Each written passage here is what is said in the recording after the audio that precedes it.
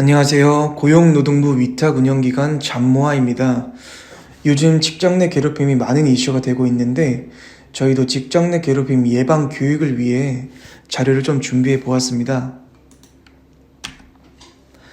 저희가 준비한 자료는요, 직장 내 괴롭힘이 어떠한 것인지, 직장 내 괴롭힘이 개인 및 조직에 미치는 영향, 직장 내 괴롭힘 사건 처리 방법과 예방, 관리 등을 좀 설명드리고자 합니다.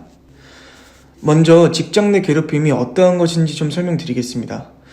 직장 내 괴롭힘이란 사용자 또는 근로자가 직장에서의 지위 또는 관계 등의 우위를 이용하여 업무상 적정 범위를 넘어 신체적, 정신적 고통을 주거나 근무 환경을 악화시키는 행위입니다. 괴롭힘의 범주 내에는 여성 비하 행동, 고정관념적 성 역할 강요, 성 정체성 등에 근거한 성적 괴롭힘도 포함이 됩니다. 직장 내 괴롭힘과 직장 내 성희롱 관계는 직장 내 성희롱은 성적 괴롭힘으로서 직장 내 괴롭힘에 해당됩니다. 개별법의 직장 내 괴롭힘과 직장 내 성희롱을 각각 규정하고 있으며 성적 언동이 문제된 사안이라면 남녀고용평등법을 우선 적용합니다. 다만 여성 비하 행동, 성 역할 강요 등 젠더 괴롭힘은 직장 내 성희롱에는 해당하지 않을 수 있으나 경우에 따라서는 직장 내 괴롭힘에는 해당이 될 수 있습니다. 직장 내 괴롭힘의 판단입니다. 직장 내 괴롭힘은 행위자, 피해자, 행위 장소, 행위 요건 등 주요 요소를 종합적으로 검토하여 판단해야 합니다. 판단 기준 중 행위자에 관련된 내용입니다. 행위자는 사용자와 근로자 둘 다 될 수 있는데요. 사용자는 근로기준법 제2조 제1항, 제2호에 따른 사용자 및 노무를 제공받는 자, 쉽게 말해서 사업주 또는 사업 경영 담당자, 그 밖에 근로자에 관한 사항에 대하여 사업주를 위하여 행위하는 자가 될 수 있고요. 파견 근로자 보호 등에 관한 법률 제34조 제1항 본문에 따라 파견 중인 근로자에 대하여 파견 사업주 및 사용 사업주를 근로기준법에 따른 사용자로 볼 수 있으므로 사용 사업주도 파견 근로자에 대하여 직장 내 괴롭힘 행위자로 인정될 수 있습니다. 두 번째로 근로자입니다. 피해자와 같은 사용자와 근로 관계를 맺고 있는 근로자일 것이 원칙이나 계약의 형식에 관계없이 근로자와 유사하게 노무를 제공하는 특수 형태 근로 종사자, 예를 들어서 프리랜서 같은 분들도 해당이 되고요. 파견 사업주 및 사용 사업주가 근로기준법에 따른 사용자로 보고 있으며 사용 사업주에게 파견 근로자에 대한 보호 의무를 인정하는 것이 판례의 입장입니다. 두 번째로는 피해자입니다. 피해자인 근로자는 고용 형태, 근로계약기간 등을 불문하고 적용이 됩니다. 직장 내 괴롭힘 피해를 입은 특수 형태 근로 종사자는 직원과 동등하게 회사 직장 내 괴롭힘 행위를 신고하고 또 보호 조치를 요청할 수 있습니다. 사업 또는 사업장 내 직접 근로 관계에 있지 않는 하청 근로자 등에 대해서도 괴롭힘 행위로부터 보호할 수 있도록 자율적으로 규율이 또 가능합니다. 세 번째로는 행위 장소입니다. 직장 내 괴롭힘 행위 요건을 충족한다면 발생하는 장소는 반드시 사업장 내일 필요가 없습니다. 외근, 출장지 등 업무 수행 과정 등의 장소, 회식이나 기업 행사 등의 장소뿐 아니라 사적 공간에서 발생한 경우라도 직장 내 괴롭힘으로 인정이 가능하며 사내 메신저, SNS 등 온라인상에서 발생한 경우도 직장 내 괴롭힘에 해당될 수 있습니다. 네 번째는 행위 요건입니다. 아래 세 가지 핵심 요소를 모두 충족해야 하고요. 첫 번째, 직장에서의 지위 또는 관계 등의 우위를 이용할 것. 우위성이란 피해 근로자가 저항 또는 거절하기 어려울 개연성이 높은 상태가 인정이 되어야 하면서 행위자가 이러한 상태를 이용해야 합니다. 두 번째, 업무상 적정 범위를 넘을 것. 문제된 행위가 업무 관련성이 있는 상황에서 발생한 것으로 직접적인 업무 수행 중에서 발생한 경우가 아니더라도 업무 수행에 편승하여 이루어졌거나 업무 수행을 빙자하여 발생한 경우 업무 관련성이 인정이 가능합니다.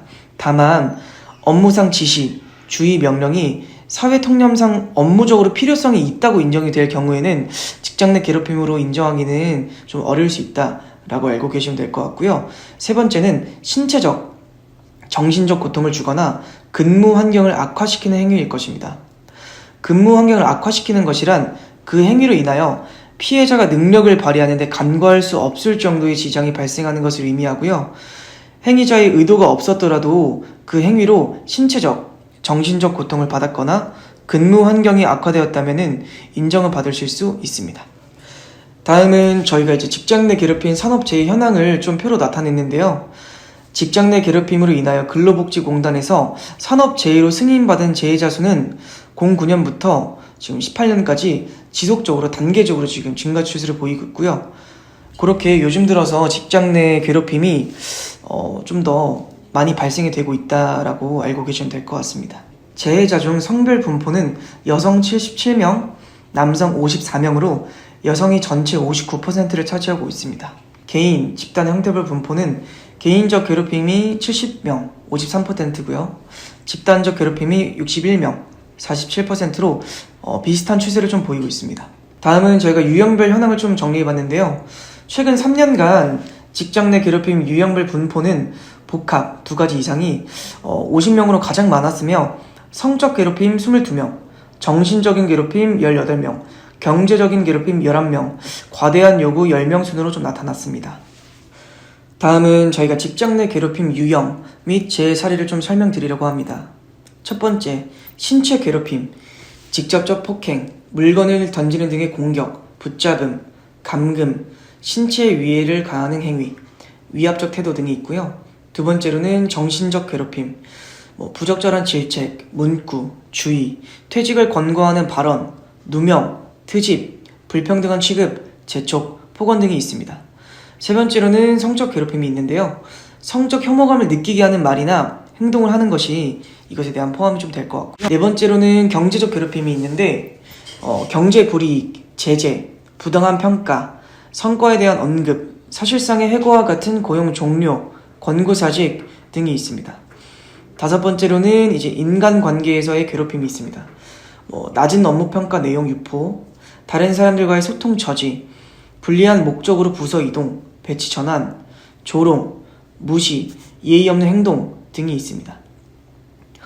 여섯 번째로는 거대한 요구가 있는데요. 무리한 지시, 이동, 배치 전환, 필요한 정보를 주지 않음, 업무 지시를 명확하게 하지 않음, 질병, 부상 등에 배려하지 않음, 협조하지 않음, 사적인 일의 강제 등이 있습니다. 일곱 번째로는 과소한 요구, 업무를 주지 않음, 업무 관련 도구, 자원, 정보를 주지 않고 업무에 대해 언급함, 기회를 주지 않음, 근로일이나 근로시간의 단축감 등이 있습니다. 마지막으로 여덟 번째는 이제 개인 침해라는 게 있는데요. 개인의 특징, 질병, 장애, 연령에 관한 부적절 발언, 사생활 간섭, 개인정보 등의 유포, 휴식시간 등의 간섭 등이 있습니다. 지금까지 직장 내 괴롭힘에 대한 정의, 개요 등을 좀 알아봤는데요. 지금은 직장 내 괴롭힘이 개인 및 조직에 미치는 영향에 대해서 알아보도록 하겠습니다. 직장 내 괴롭힘의 개인적 건강 영향, 첫 번째, 신체적 영향이 있는데요. 두통, 위장질환, 만성피로 증후군과 같은 생리적인 문제를 일으킬 수 있고요. 섬유근통, 만성경부통증 등 근골격계 질환이 발생할 수 있습니다. 괴롭힘을 당한 사람이 일반인보다 당뇨병 발생 위험이 1.46배 높은 것으로 사료가 되고요. 섭식 장애가 발생할 가능성이 높습니다. 그 밖에 호르몬 분泌기능 저하, 자율신경 조절 장애, 면역 기능 저하를 일으킬 수 있고 심뇌혈관 질환 발생 가능성이 높습니다. 두 번째로는 정신적 영향이 있는데요. 개인 행복감 감소, 정신건강 문제 발생 및 정서적 불안 야기, 자살 위험 증가, 향정신성 약물 복용 증가, 외상 후 스트레스 장애 등 직업적 트라우마가 발생 가능성이 증가합니다. 세 번째로는 업무적 영향이 있는데요. 첫 번째, 개인의 업무 인지 능력 저하. 직장 내 괴롭힘은 피해자의 근무 환경에 대해 위험, 불안전함, 자기 반성 등 정신, 정서적 불안감을 야기해서 업무 인지 능력을 저하시키고요. 두 번째는 직무 능률 저하. 직장 내 괴롭힘은 직무 소진, 낮은 직무 만족도 및 정신적 안녕 상태 등을 유발하여 직무 능률을 저하시킵니다. 세 번째로는 출근 기피 요인이 있는데요. 직장 내 괴롭힘은 결근, 병가 사용 증가, 불필요한 연차 사용 등 출근 자체를 기피하게 하는 위험 요인으로 나타나게 됩니다. 다음은 직장 내 괴롭힘이 조직적에 어떠한 영향을 끼치는지 알아볼 건데요. 동료나 목격자에 대한 영향입니다. 첫 번째, 동료나 목격자의 죄책감 발생. 직장 내 괴롭힘의 피해자는 동료들에게 문제를 상의하는 경우가 많으며 동료들도 사건에 연루되지 않거나 중립적인 입장으로 남아있기가 어려워 어떠한 형태로든 피해자를 돕지 못했다는 미안함과 죄책감이 발생합니다. 두 번째, 동료나 목격자의 간접적 피해자 전이. 직장 내 괴롭힘은 목격자들의 연쇄효과에 의해 정신적인 스트레스를 받게 되고 자신이 다음 목표물이 될 것을 두려워하게 되는 등 간접적인 피해자가 될 수 있습니다. 세 번째, 업무 효율성의 저하입니다. 직장 내 괴롭힘의 동료나 목격자도 직장에서의 책임감, 직무 만족도, 생산성 등을 떨어뜨리고 결근, 병가가 잦아지며 스트레스 증가 및 일상적 긴장 발생 등으로 업무 효율성이 저하됩니다. 다음은 회사 전반에 미치는 영향에 대해서 알아보도록 하겠습니다. 조직 화합력 저해. 직장 내 괴롭힘은 개인의 직무 소진, 개인 간 갈등 야기, 팀 내 결속력 저해, 팀 간 불신 조장 등으로 조직 전체의 긴장을 고조시켜 조직 화합력을 저해시킬 수 있습니다. 두 번째, 생산성 감소 및 기업 경쟁력 약화. 직장 내 괴롭힘은 개인 직무 만족도 저하, 병가, 결근 증가, 조직 신뢰 감소 등으로 생산성이 감소하고 이직률 증가, 직장 내 괴롭힘에 의한 대외 이미지 실추 등으로 기업 경쟁력을 약화시킬 수 있습니다.